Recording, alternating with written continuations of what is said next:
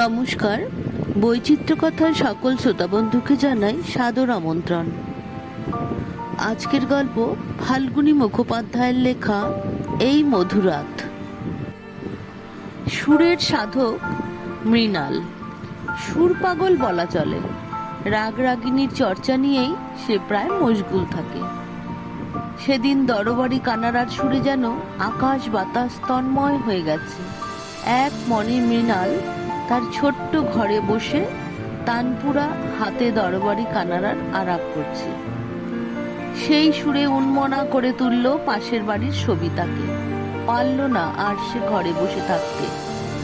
ধনির দুলালি সঙ্গীত শিল্পী সবিতা ব্যানার্জি উঠে এসে দাঁড়ালো জানলার সামনে। নিশ্চল পাথরের মতো দাঁড়িয়ে শুনল শিল্পী তার অপূর্ব কণ্ঠে সৃষ্টি করে চলেছে সুরের মূর্ছনা। কি সুন্দর সুরের অভিব্যক্তি, রাগ লহরীর অলঙ্কার। সত্যি এমনটি আশা করা যায় শুধুমাত্র কোনো সুদক্ষ সঙ্গীত শিল্পীর কাছ থেকেই। এ সুর সে সুর, যার মধ্যে প্রাণের স্পর্শ অনুভব করা যায়। কতক্ষণ এভাবে দাঁড়িয়েছিল সবিতা জানে না।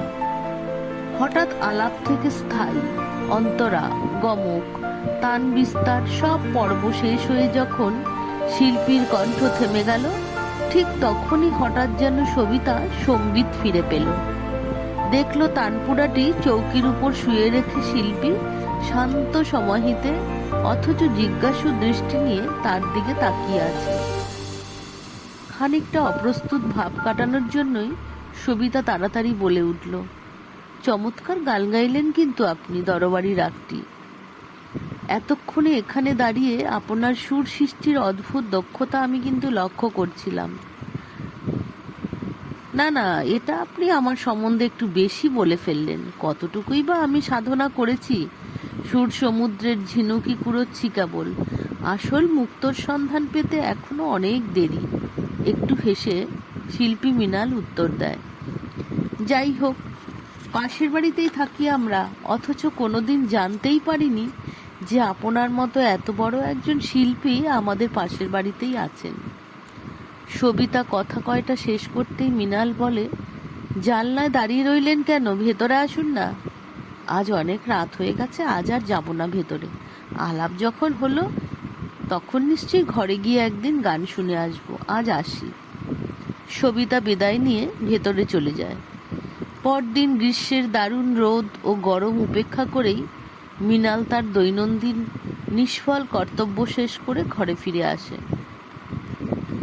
আজও তার চাকুরির সন্ধান মিলল না।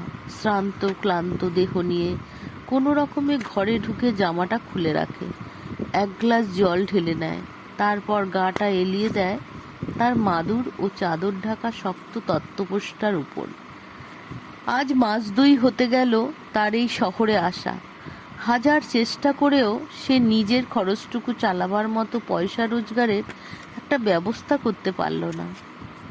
নিজের সঞ্চিত সম্বল প্রায় নিঃশেষ হয়ে গেছে। থাকার মধ্যে আছে হাতের একটা সোনার আংটি, কয়েকটা খুচরা টাকা, গোটা 2 পুরানো জামা প্যান্ট, কিছু নিত্য ব্যবহার্য অ্যালুমিনিয়ামের বাসন, আর ওস্তাদের দেওয়া তার পুরানো তানপুরাটি। বাড়ি ভাড়া আজও সে 1 পয়সাও দিতে পারেনি। বাড়িওয়ালা প্রায় তাকে শাসিয়ে যায়, কিন্তু সে নিরুপায়। কি করবে, কোথায় যাবে, চিন্তায় ভাবনায় মৃণাল অস্থির হয়ে উঠল। বিছানা ছেড়ে উঠে পড়ল। আজ 2 দিন সত্যিকারের পেট ভরে খাওয়া তার হচ্ছে না। অভুক্ত দেহে চিন্তার জ্বালায় গোটা বুকটা যেন তার জ্বলে যাচ্ছে। দুর্ভাবনার আগুনে প্রায় দিশেহারা অবস্থায় মৃণাল তার তানপুরাটা হাতে তুলে নেয়। তানপুরার ঝংকারের সাথে সাথে মৃণালের কণ্ঠে ধ্বনিত হয়ে ওঠে দীপক রাগ। নিজের বুকে তার যেন আগুন অহরহ জ্বলছে। তাই যেন আগুন জ্বালানো দীপক রাগের মধ্যে শত শিখায় দাউ দাউ করে জ্বলে উঠল। সমস্ত পরিবেশটাই যেন দীপক রাগের বলিষ্ঠ সুরে আগুনের মতো উষ্ণ হয়ে উঠল। ইতিমধ্যে বিকেল হয়ে গেছে। বান্ধবী সুমিতার জন্মদিনের অনুষ্ঠান শেষ করে সবিতা রিক্সা থেকে তাদের বাড়ির গেটে নামল। বাড়িতে ঢুকে ভ্যানিটি ব্যাগটা রেখে তার ঘরের জানালা খুলতেই তার কানে ভেসে এলো দরাজ কণ্ঠের দীপক রাগ। কিছুটা উন্মনা হয়ে গেল সবিতা। পরিচারিকা এসে চা ও জল খাবার দিয়ে গেল ঘরে, কিন্তু সেদিকে কোনো খেয়ালই নেই তার। কিছুক্ষণ পর সবিতা তার মা এসে ঘরে ঢোকে। কি রে, চা যে ঠান্ডা হয়ে গেল, এখনো খেলি না যে? মা প্রশ্ন করে। হঠাৎ চমকিয়ে ওঠে সবিতা, তারপর বলে, এই যে যাচ্ছি মা। আজ কি তোদের কলেজে কোনো ফাংশন আছে? সকালে রবিন এসেছিল, বললে আজ নাকি কলেজের অ্যানুয়াল ফাংশনে তোকে গান গাইতে হবে, বিকেলে আসবে বলে গেল। তুই যাবি নাকি? মা জিজ্ঞাসা করে। রবিন আসুক তো, তারপরে ঠিক করব যাব কি না।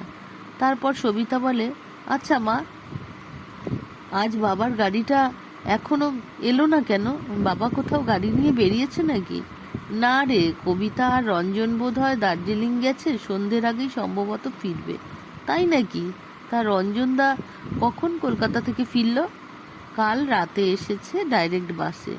তুই সুমি তাদের বাড়ি যাওয়ার ঠিক আধ ঘন্টা পরেই ও এসেছে। যাক, তুই জল খাবার খেয়ে নে, ওরা একটু পরেই হয়তো এসে পড়বে। এই বলে সবিতার মা ভেতরে চলে যায়। সবিতার তখনও মনে পড়ে রয়েছে পাশের বাড়ি থেকে ভেসে আসা গানের সুরের দিকে। সঙ্গীত শিল্পী সবিতা আর থাকতে পারে না। তাড়াতাড়ি চাটা খেয়ে মৃণালের ঘরের সামনে গিয়ে দাঁড়ায়। দরজাটা আলগা করে ভেজানো ছিল। দরজার সামনে কয়েক মিনিট দাঁড়ানোর পর সবিতা দেখল সমস্ত পরিবেশটাই যেন আগুন জ্বালিয়ে শিল্পী কণ্ঠের দীপক রাগ আস্তে আস্তে শেষ হয়ে গেল।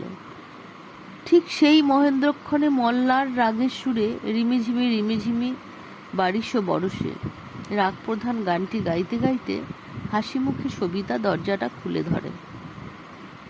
মৃণাল তানপুরাটা যথাস্থানে রেখে দিয়ে তাড়াতাড়ি উঠে বলে, ও আপনি আসুন আসুন। ঘরে বসে সবিতা বসতে বসতে বলে, বাবা, যে আগুন আপনি জ্বালাচ্ছিলেন এতক্ষণ, তার একটু বেশি আঁচ লাগলে হয়তো পুড়েই যেতাম। মৃণাল একটু হেসে বলে, পুড়ে যাবার ভয়েই তো সে আগুন নেবানোর জন্য আপনি যে মেঘমল্লার গাইছিলেন। থামলেন কেন? চমৎকার গাইছিলেন। গান না? না না, গান আরেকদিন হবে। যাক, আলাপ করা যাক। ঘরের চারিদিকে একবার চেয়ে নিয়ে সবিতা বলে, আপনি বোধহয় ঘরে একাই থাকেন? হ্যাঁ, ঘরের অবস্থা দেখে আপনি ঠিকই অনুমান করেছেন। আপনার বাড়ি কোথায়? বাড়ি ছিল পূর্ব বাংলার রাজশাহী জেলার এক গ্রামে। বর্তমানে নিরাশ্রিতের এই ঘরখানেই আপাতত আশ্রয় বলতে পারেন। আপনি কি করেন? কিছুই না, বর্তমানে বেকার। চাকরি উমেদারি করছি মাত্র। কতদিন হলো এখানে এসেছেন? আর কে আছে আপনার? কিছু মনে করবেন না, এমনিই জানতে চাইছি, সপ্রতিভভাবে জিজ্ঞাসা করে সবিতা। শিলিগুড়িতে এসেছি মাত্র 2 মাস হলো। দেশ ছেড়ে চলে আসার পর পশ্চিম দিনাজপুরে গঙ্গারামপুরে গ্রামে কিছুদিন ছিলাম আমার এক আত্মীয়ের বাড়ি। বাবা মা ভাই বোন সবই আমার ছিল, কিন্তু সব থেকেও এখন কেউ নেই, শুধু এক দিদি ছাড়া। তারা কোথায় গেলেন? সবাই কি মারা গেছেন? সবাই মারা গেছে কিনা তাও বলতে পারবো না। একবার নিদারুণ ঝড় উঠেছিল আমাদের গ্রামে। সে ঝড় প্রাকৃতিক দুর্যোগ নয়, মানুষেরই চরমতম প্রতিহিংসার ঝড়। সেই প্রতিহিংসা আর নিষ্ঠুরতার শিকারে পরিণত হয়েছিল আমাদের গ্রামের অগণিত মানুষ। সেই নিদারুণ ঝড়ো হওয়ায় আরও অনেক পরিবারের মতো আমাদের পরিবারেরও কে কোথায় যে ছিটকে পড়ল তার সন্ধান আজও পাইনি। শুধু জানি আমার এক হতভাগিনী দিদি ও আমি এই ঝড়ের ঝাপটা খেয়ে কোনো রকমে প্রাণে বেঁচে আছি। ছোট্ট একটা দীর্ঘ নিঃশ্বাস ফেলে মৃণাল তার কথাগুলি শেষ করে।